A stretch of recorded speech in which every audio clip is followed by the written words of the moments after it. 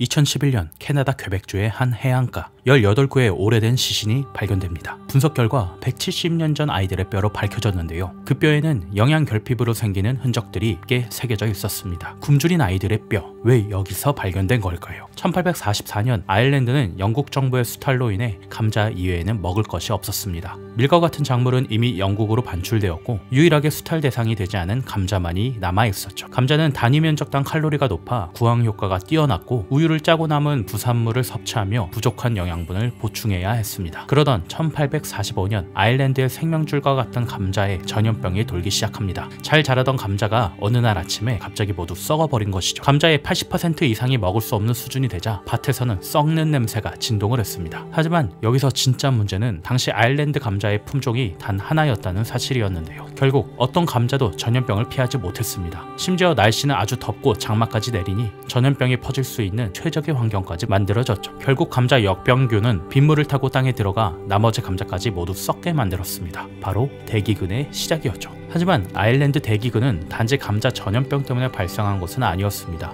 이때에도 영국 정부는 수탈 규모를 더욱 키워갔고 대기근이 발생했을 때 적극적으로 대응하지 못한 점이 가장 큰 원인이었죠. 하지만 영국 정부도 아일랜드 구제 방안을 생각하지 않은 것은 아니었습니다. 역병은 얼마든지 영국 본토에도 옮겨질 수 있었기 때문이죠. 기근 첫 해에는 영국 정부가 아메리카에서 옥수수를 대량으로 구입해 아일랜드에 들여오기도 했습니다. 하지만 아일랜드로 들여오는 옥수수는 예상과 달리 대부분의 지역에 유통되지 못했습니다. 철도와 같은 운송수단이 부족했기 때문이죠. 그래서 아일랜드 내륙에서는 사람들이 굶어 죽어나가는데 항만에서는 옥수수가 썩어나가는 아이러니한 상황이 발생합니다. 일이 이렇게 되자 영국은 아일랜드 구제책에 의문을 품기 시작합니다. 특히 자유방임주의를 원칙으로 하는 자유당이 집권하면서 당장 구호 물품을 운송하는 것도 어렵다며 직접적인 구호를 할 게 아니라 사회 간접자본인 철도나 항만을 건설해 고용을 늘리는 것에 초점을 맞춰야 된다고 주장하죠. 하지만 당장 굶어 죽고 있는 아일랜드인에게는 이 구제책은 너무나 안이한 것이었습니다. 결국 대기근이 발생하고 1년 후인 1846년에는 기록적인 한파와 폭설이 내려 특히나 많은 사람들이 목숨을 잃었습니다. 오랜 배고픔에 저항력이 떨어진 사람들이 추위를 견뎌내지 못하고 죽어나갔기 때문이죠. 결국 거리에는 굶어 죽은 사람들의 시체가 널리기 시작했습니다. 떠돌이 개들은 그 시체를 뜯어먹기 바빴고 그 개는 다시 굶주린 사람들에게 잡아먹히는 지옥과도 같은 상황이 연출되었죠.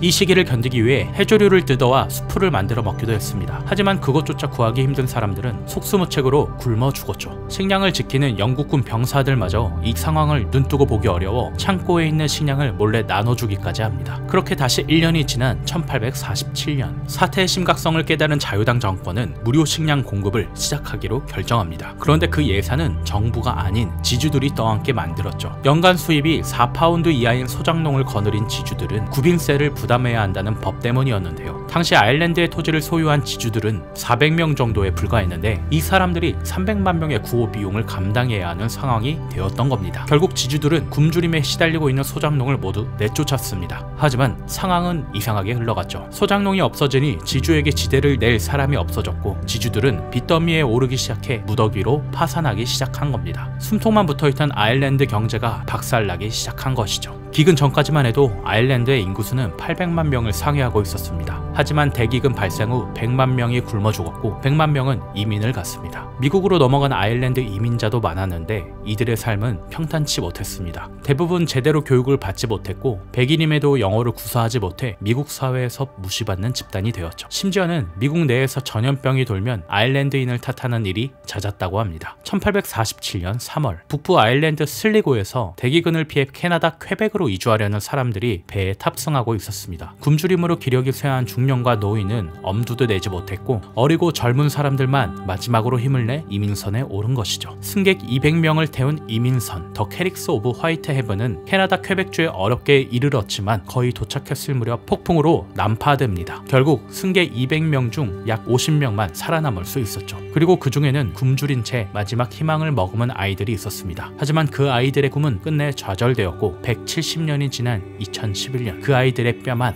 외로이 발견되었습니다.